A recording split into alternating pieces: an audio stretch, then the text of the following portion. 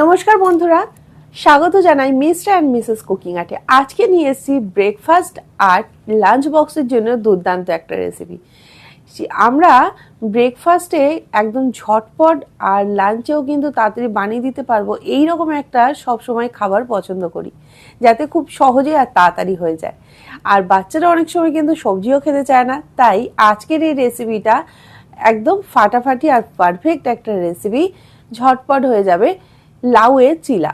এই লাউয়ের চিলা কিন্তু তোমরা সহজেই বানিয়ে নিতে পারো, আর গরম কিন্তু সামনে পড়তেই আরম্ভ করে দিয়েছে, তাই গরমের জন্য একদম পারফেক্ট রেসিপি। চলো শুরু করা যাক আজকের এই লাউয়ের চিলা। আর হ্যাঁ, তোমরা দেখতে দেখতে অবশ্যই চ্যানেলটিকে সাবস্ক্রাইব করে নিও, আর অবশ্যই তোমাদের পরিবারের সাথে শেয়ার করে নিও এই রেসিপিটা, যাতে সামনেই গরমকাল আসলে কোনো রকমে ব্রেকফাস্ট বানাতে আর লাঞ্চ বানাতে কোনো রকম সমস্যা না হয়, সহজেই চটজলদি বানিয়ে ফেলতে পারে।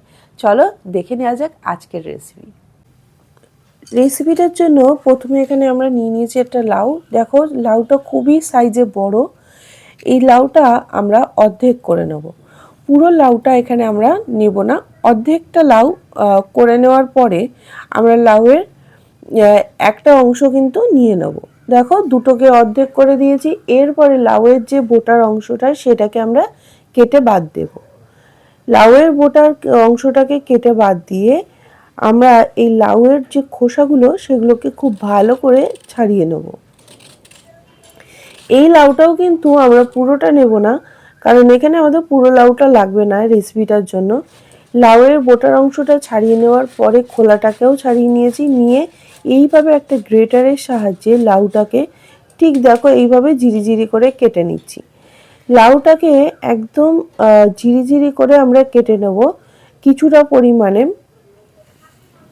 দেখো ঠিক এই পরিমাণে আমরা লাউটাকে কেটে নিয়েছি, একদম ঝিরিঝিরি, খুব সুন্দর আর কচি লাউ। এতে কিন্তু রান্নাটা ভালোও হবে। এরপরে দেখো লাউয়ের জল যেটা ছিল সেটাকে ভালো করে চিপে নিয়ে লাউটাকে নিয়ে নিয়েছি। দিয়ে দিচ্ছি এখানে সুজি, আর দিয়ে দিচ্ছি বেসন আর সুজিটাকে দেওয়ার পরে এর মধ্যে আমরা ঘরোয়া কিছু উপকরণ এর মধ্যে অ্যাড করব।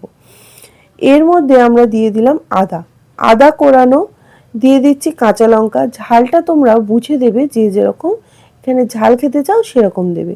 দিয়ে দিলাম এর মধ্যে জোয়ান, একটু জোয়ানটাকে হাতের তালুতে ঘষে নিয়ে জোয়ানটাকে দিয়ে দেবো। দিয়ে দিচ্ছি স্বাদ মতো নুন, হলুদ, আর দিয়ে দেবো সামান্য একটু চিনি। যদি চিনি দিতে না চাও সেটা নাও দিতে পারো। আর দেওয়ার পরে এর মধ্যে টক দই দিয়ে দেবো। টক দইটা এখানে দিয়ে দিয়েছি আমরা বেশি না, ঠিক 2 চামচ মতো। এর থেকে বেশি টক দই কিন্তু এখানে অ্যাড করবে না, বেশি টক হয়ে গেলে কিন্তু এটা খুব একটা মানে খেতেও ভালো লাগবে না। টকের ব্যালেন্সটা হওয়ার জন্য এখানে চিনিটাকে অ্যাড করেছিলাম। এরপরে সেই টক দইয়ের বাটিতেই অল্প একটু জল নিয়ে দেখো আস্তে আস্তে আমরা অল্প অল্প করে মেখে নেব।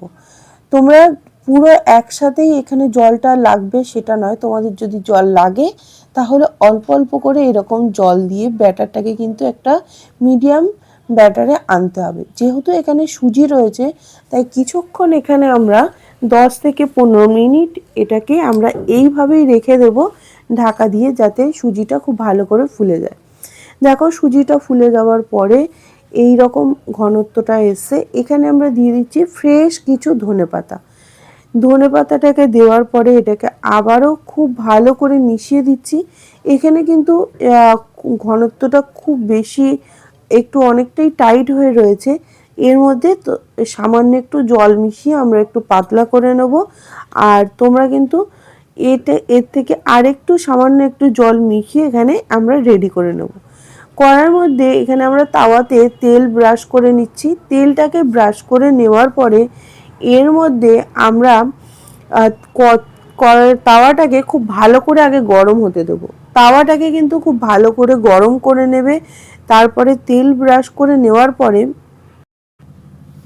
এর মধ্যে আমরা 1 চামচ মতো যে ব্যাটারটা সেটা দিলাম।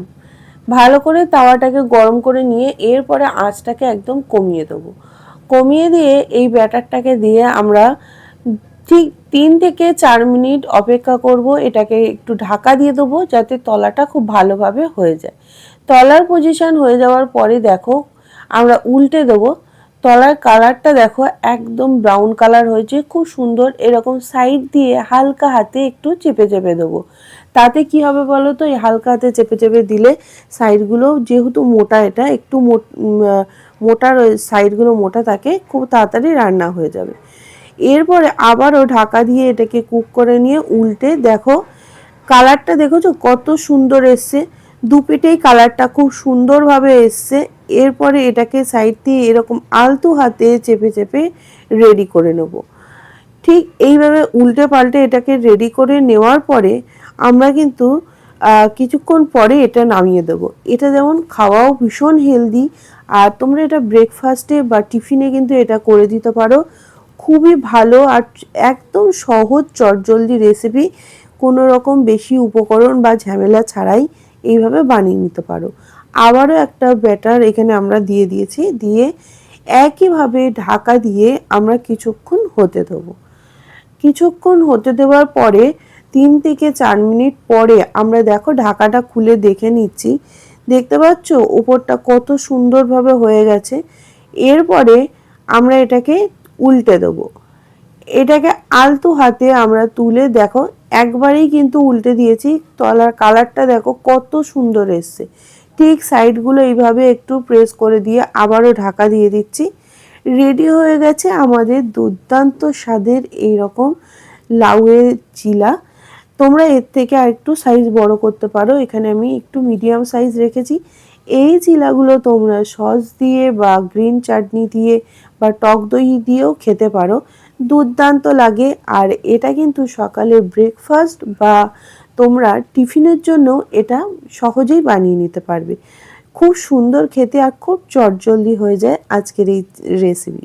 তাহলে আমাদের রেডি হয়ে গেছে লাউ দিয়ে এরকম দুর্দান্ত স্বাদের চিলার রেসিপি। অবশ্যই তোমরা যারা নতুন বন্ধু আছো এখনো পর্যন্ত আমার চ্যানেলটাকে সাবস্ক্রাইব করনি, তারা সাবস্ক্রাইব করে নাও। আর তোমাদের বন্ধু পরিবারের সকলকে এই রেসিপিটা দেখার সুযোগ করে দাও, কারণ এই সহজ রেসিপিটা কিন্তু সামনে গরমকাল আসছে, এই ঝটপট বানানোর জন্য একদম পারফেক্ট। তাই অবশ্যই এটা তাড়াতাড়ি করে চ্যানেলটাকে সাবস্ক্রাইব করে তুমিও পাশে থাকা বেল আইকনটা ক্লিক করতে একদম ভুলো না, সাবস্ক্রাইব করে নাও। তাহলে রেসিপিটা আমাদের আজকের মতো এই পর্যন্তই। আবারও দেখা হচ্ছে পরবর্তী কোনো রেসিপি নিয়ে। ততক্ষণে তোমরা ভালো থেকো, সুস্থ থেকো।